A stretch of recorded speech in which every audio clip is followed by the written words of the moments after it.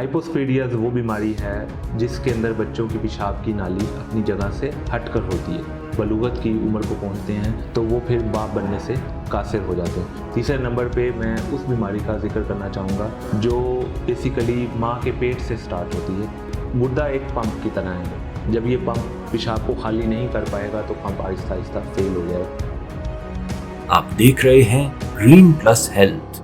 बिस्मिल्लाहिर्रहमानिर्रहीम, अस्सलाम वालेकुम।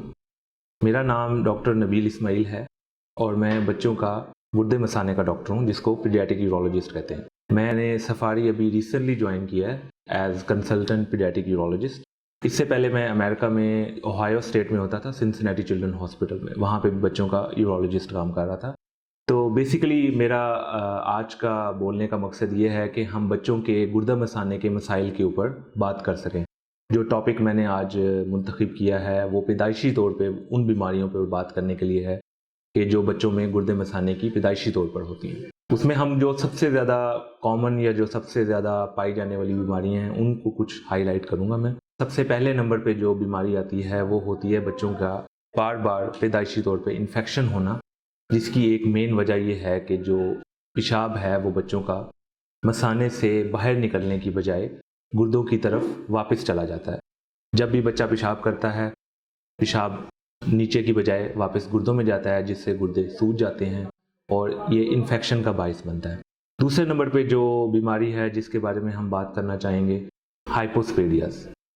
हाइपोस्पेडियाज वो बीमारी है जिसके अंदर बच्चों की पेशाब की नाली अपनी जगह से हटकर होती है और ये लड़कों में पाया जाता है। इसकी जो मेन बच्चे जो है इसमें जो तकलीफ़ के साथ आते हैं वो ये होता है कि क्योंकि ये पेशाब की नाली अपनी जगह से हटकर होती है तो बच्चों को पेशाब करने में एक तो तकलीफ़ होती है, जगह बारीक होती है, और दूसरी वजह ये होती है कि जब वो बड़े होते हैं, बलूगत की उम्र को पहुँचते हैं, तो वो फिर बाप बनने से कासिर हो जाते हैं। तो इसलिए इस नाली का इलाज कराना भी उतना ही ज़रूरी है जितना कि बाकी गुर्दा मसाने की बीमारियों का इलाज करवाना है। तीसरे नंबर पे मैं उस बीमारी का जिक्र करना चाहूँगा जो बेसिकली माँ के पेट से स्टार्ट होती है। उसमें ये होता है कि अक्सर माएँ मेरे पास आती हैं और बताती हैं कि हमारे बच्चों के गुर्दों में सोज है।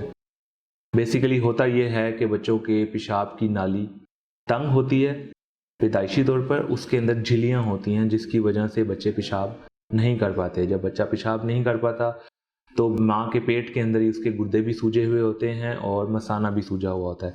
इस बीमारी को हम कहते हैं पोस्टीरियर यूरेथ्रल वाल्व।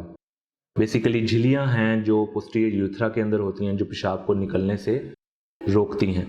तो ऐसे बच्चे जो होते हैं इनकी लाइफ बचाना बहुत ज़रूरी है, बिकॉज अगर वे पेशाब नहीं कर पाएंगे तो उनके गुर्दे जो हैं वो ब्लॉक रहते हैं और बच्चों के फेफड़े सही तरह से डेवलप नहीं हो पाते। बच्चों को सांस का मसला भी साथ ही शुरू हो जाता है। ऐसे बच्चों के लिए ज़रूरी ये होता है कि जैसे ही उनकी पैदाइश हो उनको पेशाब की नाली डाल दी जाए ताकि आर्जी तौर पे उनकी रुकावट दूर की जा सके और बाद में हम उन झुर्रियों का इलाज कर लेते हैं। चौथे नंबर पे मैं जिस बीमारी का जिक्र करूंगा उसको कहते हैं न्यूरोजेनिक ब्लैडर एंड बाउल। ये बेसिकली वो बीमारी है जिसके अंदर बच्चे का मसाना सही तरह से पेशाब को अखराज नहीं करता, बाहर नहीं निकल पाता, जिसकी वजह से बहुत सा पेशाब मसाने के अंदर ही जमा रहता है। पेशाब सही बाहर निकल नहीं पाता तो उसके अंदर इन्फेक्शन हो जाती है और बच्चे बार बार आपके पास इन्फेक्शन के साथ प्रेजेंट करते हैं। तो ऐसे बच्चों के लिए मसाने का खाली करना बहुत ज़रूरी है। तो बहुत सारी चीज़ें इसके अंदर आ जाती हैं जिनमें बच्चों को सिखाया जाता है कि वो किस तरह अपना मसाना खाली करें। इन बच्चों को साथ साथ पखाने का मसला भी होता है तो पखाने के डॉक्टरों को भी साथ इन्वॉल्व करना बहुत ज़रूरी होता है। आखिर में बट नॉट द लीस्ट मैं ज़िक्र करूँगा कंजेनिटल PUJO की, जिसका मतलब है कि बच्चे की गुर्दे के अंदर जो नाली है जो गुर्दे से मसाने तक जाती है उसमें रुकावट होती है, जहाँ पे गुर्दे और नाली का कनेक्शन होता है। उसकी वजह से क्या होता है कि गुर्दा फूला हुआ होता है और गुर्दा सही तरह से खाली नहीं हो पाता। तो बेसिकली गुर्दा एक पंप की तरह है, जब ये पंप पेशाब को खाली नहीं कर पाएगा तो पंप आहिस्ता आहिस्ता फेल हो जाएगा। जैसे कि एक आम मोटर का पंप हो और अगर उसकी नाली में रुकावट हो तो एक टाइम के बाद उसको फेल होना बनता है। इसी तरह अगर गुर्दे के नाली के अंदर रुकावट हो पैदाइशी तौर पे तो वो आहिस्ता आहिस्ता फेल हो जाता है। तो उस रुकावट को दूर करने के लिए रुकावट वाले हिस्से को रिमूव करना पड़ता है, निकालना पड़ता है और ठीक हिस्से को दोबारा से आपस में जोड़ना पड़ता है।